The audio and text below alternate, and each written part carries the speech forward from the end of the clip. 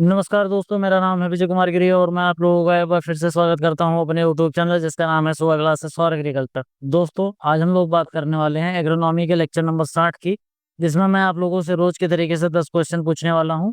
10 question से related जितने भी आपको फैक्ट्स मिलेंगे उन सभी चीज़ों को मैं बताऊंगा। मतलब इससे रिलेटेड जितने भी क्वेश्चन बन सकते हैं उनको भी बताऊंगा। साथ में अगर इनसे रिलेटेड कोई क्वेरी होगी तो उन सभी चीज़ों को बताऊंगा।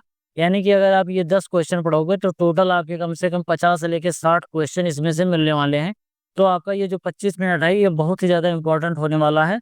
तो बिल्कुल आप ध्यान से पढ़िए और वीडियो को पूरा देखिए और अच्छे से समझिए 10 क्वेश्चन से लेके आपको कैसे 50 क्वेश्चन पढ़ाया जाएगा और कैसे आपको इससे ढेर सारे फैक्ट्स याद कराए जाएंगे।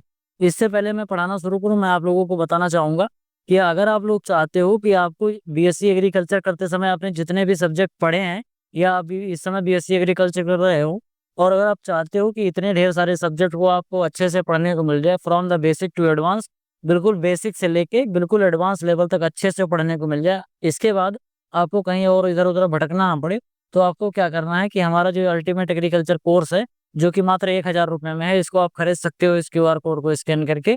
इसको स्कैन करके जब आप इसको खरीद लोगे तो इसको खरीदने के बाद आपको क्या मिलेगा, ये जितने सब्जेक्ट हैं इतने सब्जेक्ट को आपको पूरा बेसिक से लेकर एडवांस लेवल तक पढ़ाया जाएगा। इसके साथ साथ आपको इससे रिलेटेड जो लेक्चर्स की नोट्स होंगे वो नोट्स भी प्रोवाइड कराए जाएंगे। इसको पढ़ लेने के बाद आपका कोई भी वनडे एग्जाम हो जिसमें एग्रीकल्चर एज ए सब्जेक्ट आता हो, चाहे वो कोई स्टेट एग्रीकल्चर एग्जाम हो या कोई सेंट्रल गवर्नमेंट का एग्जाम हो, चाहे इफको है, क्रिप्को है, आईबीपीएस है, एफओ है या फिर आरआरबीपीएसओ है या फिर कोई भी स्टेट का एग्जाम है जैसे यूपी का है, बिहार का है, गुजरात का है, राजस्थान का है, मध्य प्रदेश का है, तो किसी भी स्टेट का कोई भी कॉम्पिटिटिव एग्जाम है जो कि वनडे एग्जाम है और उसमें एग्रीकल्चर पूछा जा रहा है, तो आपको बस केवल एक बार इस कोर्स को परचेज कर लेना है। जो लेक्चर मैं पढ़ाऊंगा उसको आपको पढ़ते रहना है।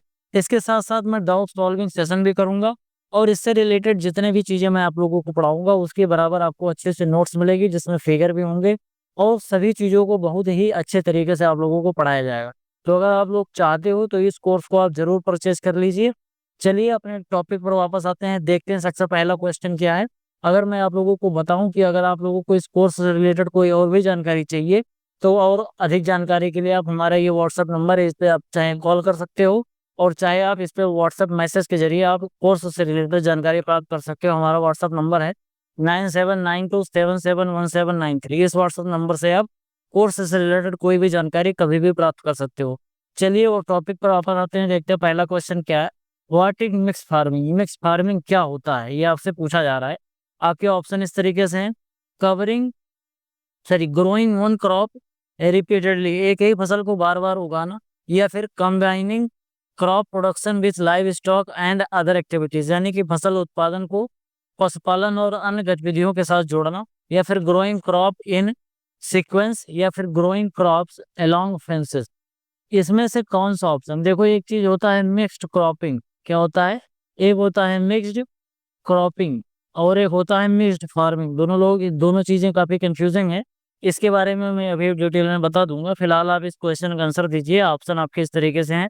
तो इसमें जो आपका राइट आंसर हो जाएगा वो हो जाएगा option number B, combining crop production with livestock and other activities. ये किसका एग्जाम्पल होता है, ये अपना मिक्स्ड फार्मिंग का एग्जाम्पल हो जाता है। ध्यान से समझना, जब किसान कोई अपने अपने जब किसान कृषि कर रहा होता है, खेती कर रहा होता है, तो खेती के साथ साथ वो और भी अलग अलग चीजें करता है। जैसे खेती के साथ साथ वो पशुपालन कर सकता है, खेती के साथ साथ मुर्गी पालन कर सकता है, बकरी पालन कर सकता है या मछली पालन कर सकता है।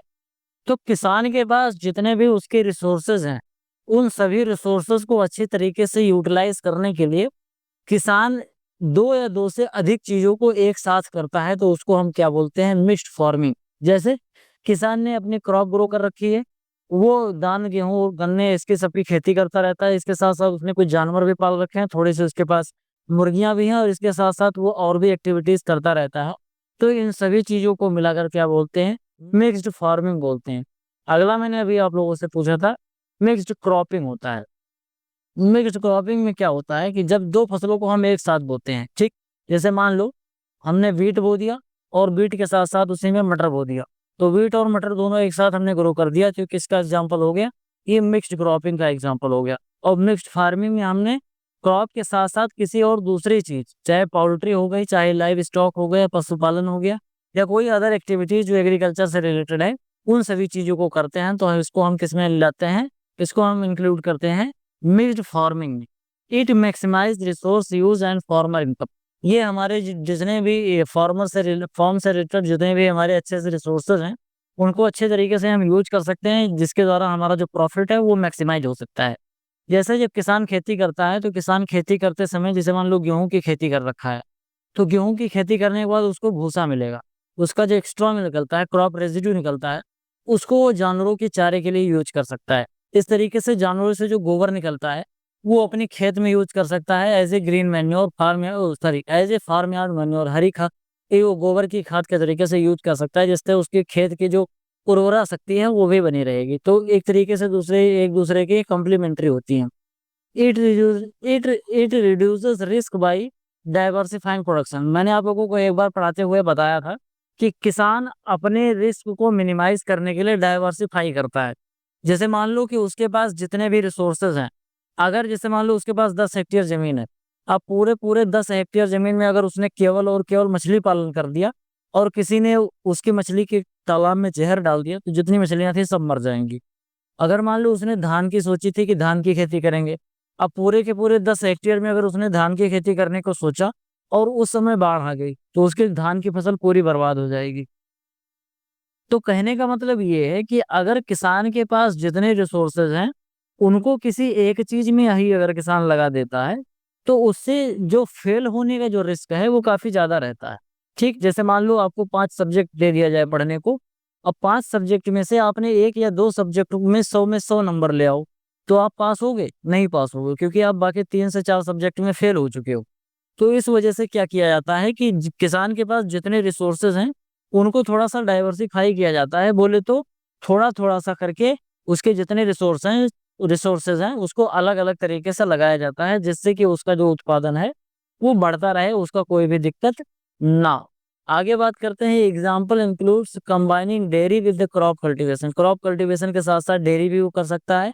इसकी वजह से उसको एक सस्टेनेबिलिटी और सेल्फ सफिशिएंट इनकम भी मिलता है, और थ्रू आउट द ईयर उसको काम भी मिलता रहता है, क्योंकि खेत में कई बार काम होता है ज्यादा, कई बार कम काम होता है। तो किसान को जब खेत में काम है तो खेत में काम करेगा, उसके बाद फिर वो जानवर है तो जानवर का भी करता रहेगा। तो इससे किसान को बराबर इनकम भी मिलती रहती है, और किसान को हरदम थोड़ा थोड़ा काम मिलता रहता है। अगला क्वेश्चन है, what is crop rotation. Crop rotation क्या होता है? Growing the same crop repeatedly, एक ही क्रॉप को बार बार उगाना। Growing crop in A recurring sequence, मतलब फसलों को बार बार क्रम में उगाना। या फिर ग्रोइंग मल्टीपल क्रॉप सिमल्टेनियसली, कई फसलों को एक साथ उगाना। या फिर growing crop along farm road, यानी कि खेत खेत की सड़कों के साथ फसलों को उगाना। इनमें से कौन सा ऑप्शन है जो क्रॉप रोटेशन का एग्जांपल है? तो आपका जो ऑप्शन नंबर बी है, growing crop in A recurring sequence, मतलब फसलों को बार बार क्रम से उगाना। Crop rotation involve growing different crop in sequence on the same land. जैसे मान लो पहले हमने गेहूं की खेती कर दी, अब गेहूं की कटाई करी, और गेहूं की कटाई के बाद हमने धान की खेती कर दी। धान के बाद फिर हमने चने की खेती कर दी। चने के बाद फिर हमने किसकी कर दी? धान की खेती कर दी। और धान की खेती के बाद फिर हमने गन्ने की खेती कर दी। इस तरीके से हम बार बार एक ही खेत में फसलों को बदल रहे हैं। खेत हमारा फिक्स है, लेकिन फसल हम बराबर बराबर चेंज कर रहे हैं, तो उसको हम क्या बोलते हैं? क्रॉप रोटेशन बोलते हैं। It improve soil health and reduces pest buildup. तो ये क्या करता है? सॉइल की हेल्थ को भी बढ़ाता है, और जो पेस्ट हैं उनको भी कम करता है। क्योंकि जैसे मान लो गेहूं का पेस्ट है, तो अगर अगले साल हमने चना लगा दिया, तो गेहूं को होस्ट नहीं मिल पाएगा, गेहूं का जो पेस्ट है उसको होस्ट नहीं मिल पाएगा, तो धीरे धीरे उसकी जो पॉपुलेशन है इंसेक्ट की वो भी घटती जाती है। Legume in rotation add nitrogen at the soil. Legume अगर हम लगाते हैं क्रॉप रोटेशन में, तो वो मिट्टी में नाइट्रोजन का स्थिरीकरण भी करता है। इसकी वजह से जो हमारी यील्ड है वो इनहांस हो जाती है, और सस्टेनेबिलिटी भी बनी रहती है। Common rotation include wheat followed by legume, यानी कि एक लेग्यूम की फसल लगाओ, उसके बाद वीट की लगाओ, वीट के बाद फिर लेग्यूम लगाओ। इस तरीके की बात यहाँ पर बोला जा रहा है, जैसे धान के बाद चना, या फिर गेहूं के बाद आप लगा सकते हो अरहर। What is monocropping. मोनोक्रॉपिंग क्या है? Growing multiple crop in a year, एक साल में कई फसलों को उगाना। ग्रोइंग वन क्रॉप रिपीटेडली, एक ही फसल को बार बार उगाना। ग्रोइंग क्रॉप इन सीक्वेंस, फलों को क्रम में उगा फसलों को क्रम में उगाना, या फिर growing crop with live stock, फसलों को पशुपालन के साथ उगाना। तो इसमें जो आपका राइट आंसर है वो है option number B, growing one crop repeatedly. एक ही फसल को जो हम साल दर साल ग्रो करते रहते हैं तो उसको हम क्या बोलते हैं, मोनोक्रॉपिंग बोलते हैं। Monocropping involve growing same crop year after year on the same land. जैसे मान लो हमने धान कर दिया, फिर इसके बाद धान कर दिया, गेहूं कुछ नहीं किया, फिर धान कर दिया अगले साल, फिर अगले साल धान कर दिया। इस तरीके से सबसे अच्छा एग्जाम्पल आपको गन्ना मिलेगा। गन्ना, इसको काट लिया, फिर गन्ना काट लिया, फिर गन्ना, गन्ना गन्ना गन्ना और सिर्फ गन्ना। तो ये मोनोक्रॉपिंग का एग्जाम्पल हो जाता है। It can deplete soil nutrient and increase paste risk. इससे पेस्ट रिस्क भी बढ़ जाता है, क्योंकि अगर इस बार गन्ने में कोई बीमारी लग गई तो अगले बार फिर गन्ने में वही बीमारी लगने की संभावना बढ़ी रहती है, अगर हमने क्रॉप रोटेशन नहीं अपना रखा। इसके साथ साथ सॉइल का जो हेल्थ है वो भी खराब होती रहती है एक जैसी फसल ग्रो करने से। Example includes continuous rice and weeds cultivation. जैसे मान लो अभी मैंने बोला था धान, फिर उसके बाद गेहूं, फिर धान गेहूं धान गेहूं धान गेहूं, यही ग्रो करते रहो। तो इसको क्या बोलते हैं, मोनोक्रॉप बोलते हैं। रबी के सीजन में गेहूं बो दो, खरीफ के सीजन में धान बो दो। It is often use for high value commercial crop. ये ज्यादातर हाई वैल्यू कॉमर्शियल क्रॉप के लिए यूज किया जाता है। Crop rotation is refer to avoid negative impact. Crop rotation जो यूज किया जाता है वो इसी मोनोक्रॉपिंग के जो नेगेटिव इम्पैक्ट हैं उन्हीं को कम करने के लिए ये प्रक्रिया अपनाई जाती है। मोनोक्रॉपिंग वाले सिस्टम को, मोनोक्रॉपिंग से जो भी नुकसान होते हैं उसी को मिनिमाइज करने के लिए क्रॉप रोटेशन की प्रैक्टिसेस करी जाती हैं। आगे बात करते हैं, हमारा जो अगला क्वेश्चन है, what is multiple cropping. Multiple cropping क्या होती है, ग्रोइंग वन क्रॉप रिपीटेडली, एक ही क्रॉप को बार बार उगाना। ग्रोइंग टू और मोर क्रॉप इन ईयर, एक ही साल में दो या दो से अधिक फसलों को उगाना। ग्रोइंग क्रॉप अलोंग फेंस, यानी कि फसलों में बाढ़ के साथ फसलें उगाना। या फिर growing crop with live stock के साथ फसलों को उगाना। तो इसमें आपका जो राइट आंसर है वो है option number B, growing two और more crop in a year. एक ही साल में दो या दो से अधिक फसल उगाना। जैसे मान लो धान उगा दिया और धान के साथ साथ गेहूं उगा दिया, तो एक साल में आपने दो फसलें ग्रो कर ली, तो इसको क्या बोलते हैं, इसको मल्टीपल क्रॉपिंग बोलते हैं। Multiple cropping involve growing multiple crops on the same land in year. एक ही साल में एक ही लैंड पर ढेर सारी क्रॉप को ग्रो करना मल्टीपल क्रॉपिंग कहलाता है। It includes intercropping, mix cropping, sequence cropping. Intercropping मतलब दो फसलें एक साथ लगाना नाली में। जैसे मान लो कि हमने क्या कर दिया, गेहूं लगा दिया और गेहूं के बीच बीच में हमने सरसों लगा दिया, ये हमारा इंटरक्रॉपिंग हो गया। ठीक, इसके साथ साथ मिक्स क्रॉपिंग कैसे हो सकता है, गेहूं लगा दिए, गेहूं के साथ हमने मटर लगाई, मिक्स क्रॉपिंग हो गया। फिर सीक्वेंस क्रॉपिंग, यानी कि धान लगाया, धान के बाद गेहूं, गेहूं के बाद फिर गेहूं के बाद फिर अपने अरहर लगा दी। इस तरीके से लगाएंगे तो सीक्वेंशियल क्रॉपिंग हो जाती है। इसकी वजह से हमारा जो लैंड है उसको हम अच्छे तरीके से मिनिमाइज कर सकते हैं और हमारा जो इनकम है उसको बढ़ा सकते हैं। It require efficient water and nutrient management, क्योंकि हम एक ही साल में दो या दो से अधिक फसलें ले रहे हैं तो जो हमारी मिट्टी है वो ढेर सारे न्यूट्रिएंट को खोती है। एक बार अगर हम फसल ग्रो करते हैं तो काफी ज्यादा न्यूट्रिएंट का लॉस होता है। इसलिए अगर हम बराबर मल्टीपल क्रॉपिंग करते रहते हैं तो अपनी फील्ड में प्रॉपर न्यूट्रिएंट मैनेजमेंट करना जरूरी है, और अन्यथा हमारा जो खेत है वो खराब हो जाएगा। इसके साथ साथ अगर हमारे पास प्रॉपर वाटर यूज इफिशियंसी है, प्रॉपर हमारे पास सिंचाई करने का साधन है, तो ही हम मल्टीपल क्रॉपिंग कर सकते हैं। Common in intensive agriculture system, अगर हम इंटेंसिव एग्रीकल्चर सिस्टम कर रहे हैं, गहन कृषि प्रणालियों को उपयोग कर रहे हैं, तो इसमें मल्टीपल क्रॉपिंग एक बहुत ही सामान्य सा फिनोमिना होता है। What is intercropping. इंटरक्रॉपिंग क्या होती है, growing crop in sequence, sequence में क्रॉप को ग्रो करना।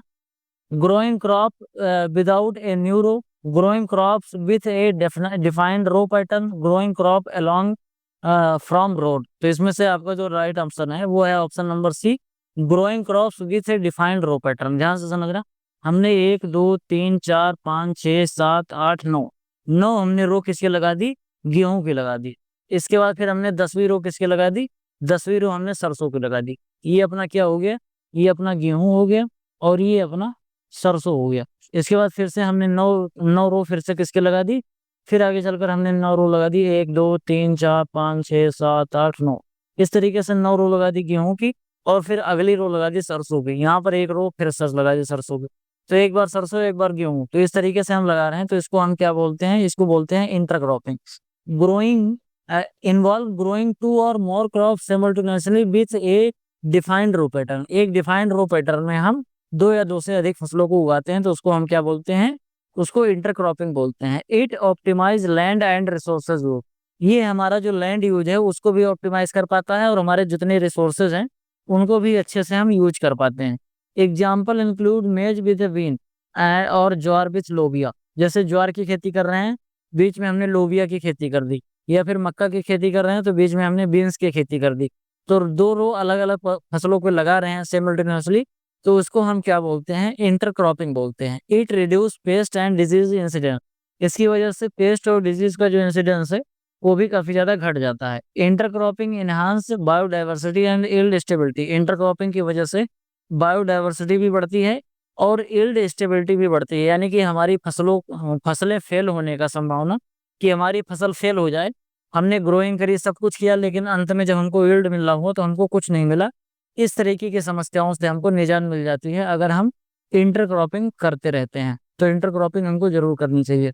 मिक्स क्रॉपिंग क्या होती है, growing crop in a definite row pattern, या फिर growing crop intermingled without any new pattern, any row pattern, growing crop in sequence, growing crop along fence. Mix crop में क्या होता है, growing crop intermingled without a defined row, बिना किसी एक रो pattern के हमने उसमें गेहूं और सरसों की खेती कर रखी है। जैसे मान लो हमारा ये खेत है, इसमें हमने ये गेहूं की खेती कर ली इस तरीके से ब्रॉडकास्टिंग करके, और इसी में फिर हमने क्या कर लिया, इसी खेत में फिर हमने सरसों की खेती कर ली इस तरीके से। तो आप देख रहे हो कि इन दोनों में कोई आपको एक सही सा पैटर्न नहीं दिख रहा है, इसी में आपको गेहूं भी दिख रहा है और इसी में आपको सरसों भी दिख रहा है, तो इसको हम क्या बोलते हैं, इसको बोलते हैं mix cropping. Mix cropping involve growing multiple crop together without a specific row arrangement, बिना किसी एक स्पेसिफिक रो अरेंजमेंट के इस तरीके की मिक्स क्रॉपिंग करी जाती है। It reduces risk for crop failure due to diversification, diversification की वजह से जो क्रॉप के फेल होने की संभावना होती है वो काफी ज्यादा कम हो जाती है। Common in substance farming in India, ये इंडिया में सब्सटेंस फार्मिंग के लिए काफी ज्यादा इंपॉर्टेंट होता है। Example induce wheat mix with mustard, गेहूं को मस्टर्ड के साथ मिला के जो बुआई करी जाती है वो आपका बिल्कुल अच्छा एग्जाम्पल होता है, जो कि मैंने अभी एग्जाम्पल लेके आपको समझाया भी है। It maximize land productivity in small form, जो हमारे छोटे फॉर्म है वहां पर लैंड अवेलेबिलिटी को हम अच्छी तरीके से, लैंड की प्रोडक्टिविटी को अच्छी तरीके से हम ऑप्टिमाइज करके यूज कर पाते हैं। अगला है सीक्वेंस क्रॉपिंग क्या होती है, growing crop simultaneously, growing crop requiring sequence recurring sequence, growing crop without new pattern, growing crop along from road. तो इसमें आप देख पा रहे होंगे सीक्वेंस यहाँ भी है तो सीक्वेंस यहाँ भी आपको दिख रहा है, तो आपका ऑप्शन नंबर जो भी हो जाएगा वो बिल्कुल राइट आंसर हो जाएगा। ग्रोइंग क्रॉप्स इन ए रिकरिंग सीक्वेंस, रिकरिंग सीक्वेंस यानी कि sequence cropping involve growing crop one year one after another in year, यानी कि क्रमिक फसलों में एक वर्ष में एक के बाद एक फसलों को उगाना शामिल होता है। It maximize land use efficiency and intensive farming. Example includes rice followed by wheat, गेहूं के बाद धान की खेती करना, ये क्या है, सिक्वेंशियल क्रॉपिंग है। एक क्रॉप को ग्रो किया, उसको हार्वेस्ट किया, फिर दूसरी क्रॉप ग्रो किया, उसको हार्वेस्ट किया, तीसरी क्रॉप ग्रो किया, फिर उसको हार्वेस्ट किया, चौथी क्रॉप ग्रो किया, फिर उसको हार्वेस्ट किया। तो इस तरीके का जो एग्जाम्पल होता है वो आपका होता है सीक्वेंस क्रॉपिंग का। Common in irrigated region in India, irrigated region में ये बहुत ज्यादा कॉमन प्रैक्टिस होती है। अगला है रिले क्रॉपिंग। रिले क्रॉपिंग क्या होता है, growing A second crop before harvesting the main crop, growing crop in sequence, growing crop without a row pattern, growing crop along fence. इनमें से कौन सा ऑप्शन है जो आपका राइट आंसर है, तो है option number A, growing A second crop before harvesting the main crop. Main crop की हार्वेस्टिंग से पहले ही एक दूसरी क्रॉप को हम ग्रो कर देते हैं। जैसे मान लो हमने धान की फसल लगा रखी है, धान की फसल हमने यहाँ लगाई है और यहाँ पर इसकी कटाई करेंगे, कटाई करने से जस्ट पहले यहाँ पर हमने बरसीम की खेती कर दी। ठीक, क्या कर दी, बरसीम की खेती कर दी। तो यहाँ पर आप देख रहे होंगे कि यहाँ पर धान भी दिख रहा है खेत में और आपने सरसों की बुआई भी, सॉरी बरसीम की बुआई भी कर दी है। तो इस तरीके की जब हम बुआई करते हैं तो उसको क्या बोलते हैं, रिले क्रॉपिंग बोलते हैं। Relay cropping involve sowing a second crop among the row for a mature main crop, एक मैच्योर मेन क्रॉप के मैच्योर होने से पहले ही जब हम दूसरी क्रॉप खेत में बो देते हैं तो उसको हम क्या बोलते हैं, रिले क्रॉपिंग बोलते हैं। It saves time and maximize land use, ये टाइम भी बचाता है और लैंड यूज को मैक्सिमाइज कर लेता है। इस तरीके से हम 3 से 4 फसल एक साल के अंदर अंदर ही ग्रो कर लेते हैं। Example includes sowing wheat before harvesting, जैसे राइस की हार्वेस्टिंग से पहले गेहूं की बुआई कर देना, इस तरीके से भी किया जाता है। It require practice limiting for successful establishment, इसमें सक्सेसफुल एस्टेब्लिशमेंट एक लिमिटिंग होता है। Common in intensive farming system, intensive farming system में ये ज़्यादा कॉमन होता है। बाकी मिनिमम टिलेज जो आपका एक फिनोमिना होता है, मिनिमम टिलेज में भी इस तरीकों को किया जाता है, जिसमें जब हम बरसीन की बुआई कर रहे हैं तो इसमें प्राइमरी सेकेंडरी टिलेज और जो सीड बेड प्रिपरेशन है, ये सभी प्रक्रियाएं छोड़ दे रहे हैं, क्योंकि धान की फसल लगी हुई है तो इसमें हम खेत में जुताई कर नहीं सकते। हम केवल क्या करेंगे, इसमें बरसीन की बुआई कर देंगे और बरसीम ग्रो हो जाएगा। आगे बात करते हैं रटूनिंग। रटूनिंग क्या होता है? Growing crop in a sequence, taking a second crop from the previous ones, growing crop without a row pattern, growing crop along fence. तो इसमें आपका जो राइट आंसर है वो हो जाएगा option number B, taking a second crop from a previous ones. ध्यान से समझना, रटून क्रॉपिंग में क्या होता है कि पहले एक बार फर्स्ट सीजन में है एक क्रॉप को ग्रो करते हैं, उसके बाद जो उसका स्टेबल होता है उसी से दूसरी क्रॉप ग्रो हो जाती है। जैसे मान लो यहाँ पर ऐसे धान ये गन्ने की फसल ग्रो हो गई, हमने काट लिया यहाँ से गन्ना, गन्ना की इस गन्ने को काट कर हमने इसको हटा दिया, इसको बेच दिया। अब यहाँ पर जो गन्ने के थोड़ी सी जड़ बची थी, वहीं से बगल से फिर से स्प्राउटिंग हो जाएगी और आगे चलकर ये अगले साल फिर एक गन्ना बन जाएगा। तो इसको हम क्या बोलते हैं? इसको हम बोलते हैं रटूनी। ठीक, तो रटूनी में क्या होता है, एक बार बुआई होती है और दूसरी बार उसी का जो स्टेबल होता है उसी से एक नया पौधा निकल जाता है, अगल बगल के जो स्प्राउट होते हैं उसी से नया पौधा निकल जाता है। इसको हम बोलते हैं रटून क्रॉपिंग। रटून क्रॉपिंग आपकी अदरक में होती है, इसके साथ साथ हल्दी में होती है, इसके साथ साथ अरवी में होती है, इसके साथ साथ आपका इसमें होती है, गन्ने में होती है। तो इन सब कुछ ऐसी फसलें हैं जिनके अंदर आप रटून क्रॉपिंग कर सकते हो। जैसे इसके साथ साथ यूके लिप्टस है, यूके यूके लिप्टस में भी रटून क्रॉपिंग हम कर सकते हैं। हाँ, इसके साथ साथ बांस होता है, बांस में भी रटून क्रॉपिंग होती रहती है। It require need for replacing and save cost, replacing के जो रिप्लेस करने के लिए जो इसमें पैसा लगता है उससे भी बच जाते हैं। जैसे अगर हम मान लो कि गन्ने को एक बार काट लिए और दोबारा अगर इसकी हम फिर से सोइंग करेंगे तो फिर से हमको सीड बेड प्रिपरेशन करना पड़ेगा, फिर से हमको प्लांटिंग मटेरियल लाना पड़ेगा, फिर से बुआई करानी पड़ेगी, फिर से ग्रो होगा। लेकिन रटून क्रॉपिंग में ऐसा नहीं करना पड़ता। तो हमको ज़्यादा से ज़्यादा गन्ने में एक रटून क्रॉप लेनी चाहिए, एक मेन क्रॉप, एक रटून क्रॉप, या फिर बहुत हो गया तो 2 रटून क्रॉप, यानी कि एक बार बुआई करके 3 बार ज़्यादा से ज़्यादा हम कटाई कर सकते हैं। ये मैक्सिमम है। वैसे तो एक बार बुआई करके और एक बार बुआई और एक बार रटून क्रॉप, यही 2 ही क्रॉप गन्ने में रिकमेंड करी जाती है, लेकिन कई बार हम 3 भी ले लेते हैं।